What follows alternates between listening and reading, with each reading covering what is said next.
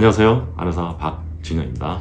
오늘은 그 시술, 척추 시술, 뭐 허리가 아프면 척추 시술, 뭐 다리가 땡기면 뭐 시술한다고 많이 하잖아요. 너브블루 신경 차단술이라는 것도 있고, 또 뭐 경막 외 신경 성형술, 뭐 풍선을 이용한 뭐 꼬리표로 들어가서 어떻게 뭐 성형한다고 참 말이 참 그래서 해요. 결국은 그게 다 스테로이드를 쓰는 거죠.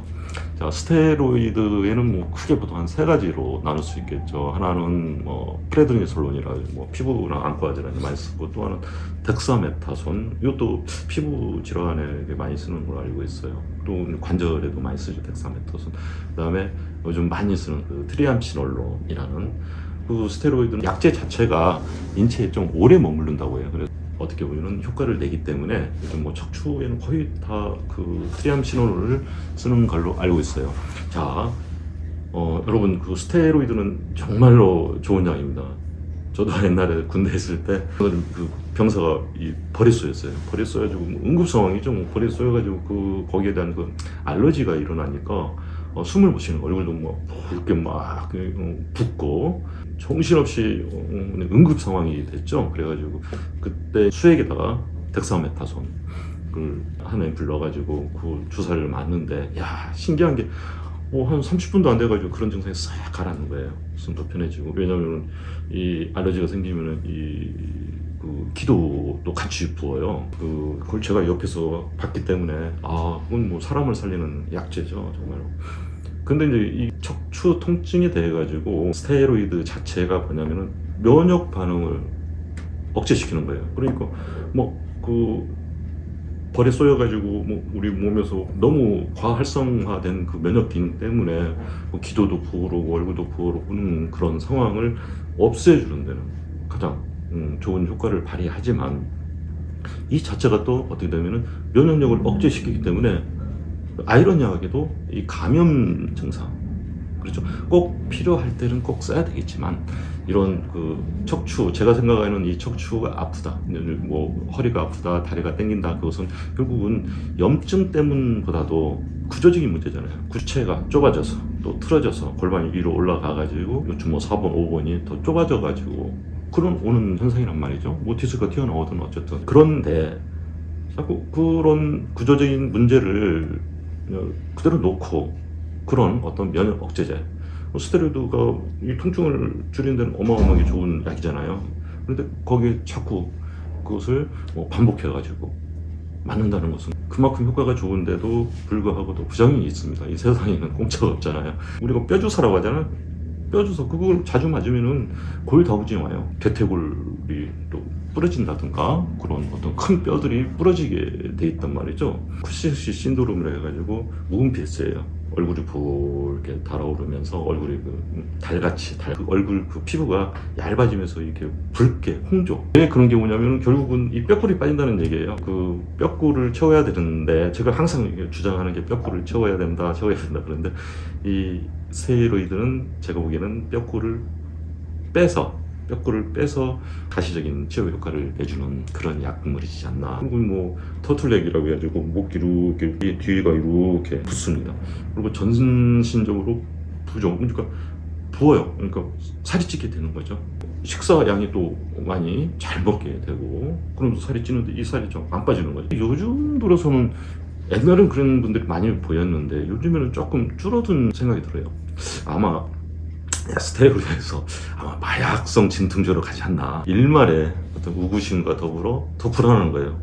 마약, 이게 지금 마약에 대한 그런 정말 안 좋은 그런 상황이 지금 우리 현 사회에 너무 밀착되고 너무 가까이 왔기 때문에 거기에 대한 좀 걱정이 앞서는 것도 또한 사실입니다. 끝나지 않는다는 게 그런 마약인 것 같아요. 저는 안 됩니다, 절대. 그렇죠? 뭐 지방이 녹는다는 거, 뭐 근육이 녹는다는 거, 이 근육이 없어져요. 그러면은 겉에서 보는 건 그런데 척추 안으로 들어가는 것은 어떻게 될까요? 그렇죠? 그것은 모릅니다. 이게 보이지 않으니까. 안으로 들어간 그 스테로이드는 그런 부작용들은 오히려 겉에서는 안 보이기 때문에 그냥 감각에 지나가다가 그게 있죠. 구신신도로에서 그 스테로이드를 너무 많이 쓰면 당뇨가 올라가고요. 또 뭐 혈압이 또 올라가고 뭐 여러 가지 면역 억제로 인한 그런 부작용들이 너무 많으니까 저는 단지 척추를 통증을 느끼시는 분들을 보다 보니까 이런 부작용이 있구나. 그리고 스테로이드 많이 쓴 사람도 안 나서요. 잘. 좀 이상합니다. 골반이라든가 척추 주체가 어떻게 보면 이렇게 아주 덜컹덜컹한다고 할까. 무릎도 마찬가지예요. 주사 많이 하면 덜컹덜컹한다. 그런 분들, 아까도 말씀드렸다시피 그런 분들이 안 나으니까 이제 마지막으로 남은 게 뭡니까? 이제 수술요법이죠. 그런 분들 수술하면 좀 의미가 없는 것 같아요. 오히려 수술하면은 더 덜컹거리고 더 약해지고 그런 게 있겠죠. 그러므로 제가 이제 생각하기에 정말 시술보다는 정말 척추 교정을 해서 골반 내리고 요추 점막 만들어서 치료하는 게 정답이 아닌가, 그렇게 생각을 하고 있습니다. 수술에 대해서 한번 얘기해 봅시다. 수술. 그렇죠. 뭐 정확한 통계는 잘 모르겠지만 우리나라 그 척추 수술이 굉장히 높은 걸로 알고 있어요.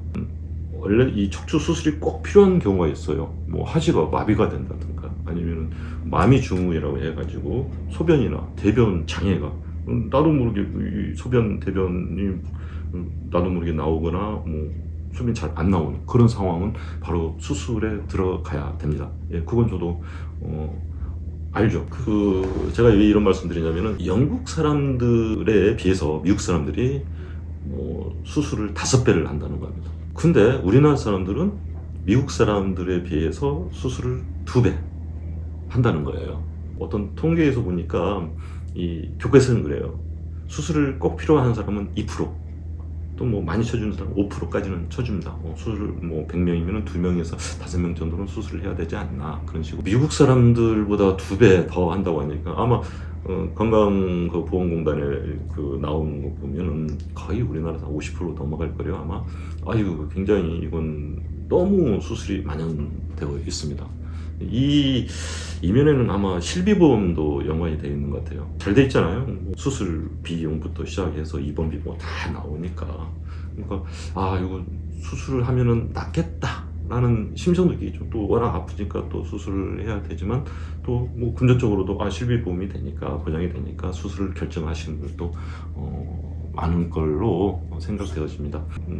수술을 해서 물론 좋아지시는 분도 있겠죠. 하지만 수술을 해도 더 힘든 분들을 내가 많이 봤기 때문에, 그래서 뭐 척추 수술 실패 증후군 그런 병명도 있잖아요. 수술이 너무 많이 이루어지는 상황에서도 그 수술한 분들을 놓고 보니까 점점 더 안 좋아지는 그런 것들을 많이 이제 경험하고 주위 사람들도 보니까 본인은 하고 싶겠어요. 저는 그래요. 수술을 또 조금 조심히 해야 될 게 보면은 꼭 보면은 보통 요추 4번, 5번의 문제잖아요. 4번, 5번이 많이 있다는 것은 골반이 위로 올라갔기 때문에 4번, 5번에서 많이 있는 거거든요.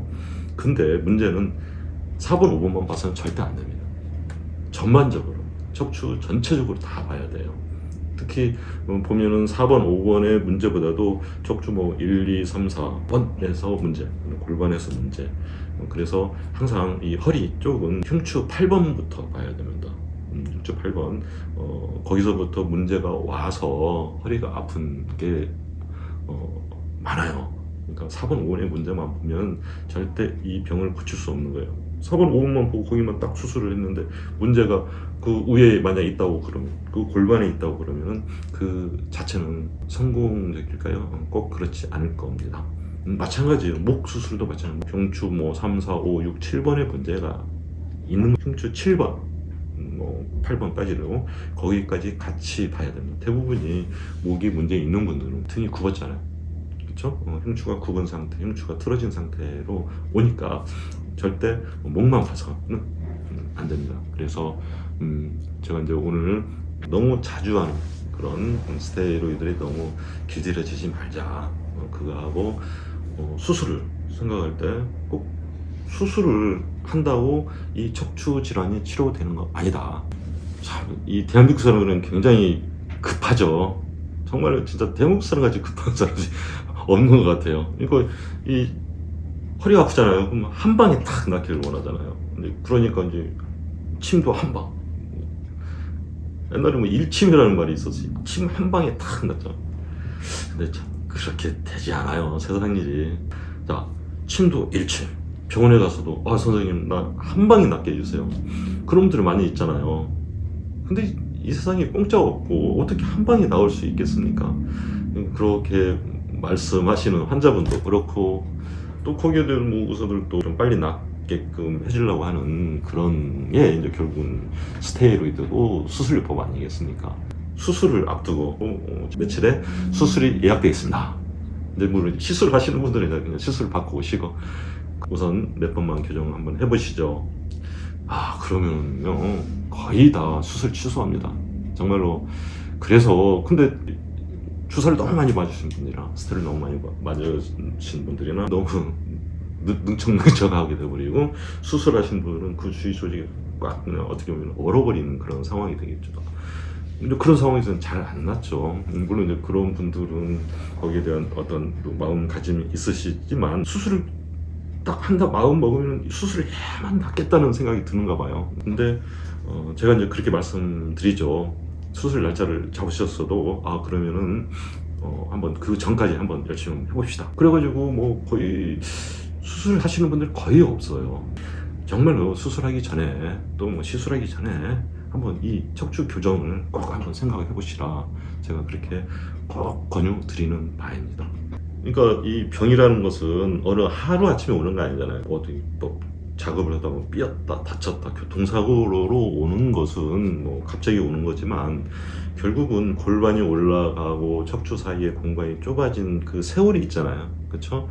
그 세월을 거꾸로 골반 내리고 척추 사이의 공간을 피고 또 뭐 각을 좀 녹이고 하는 그런 과정이 있습니다. 이것은 밖에서 하는 수술이다.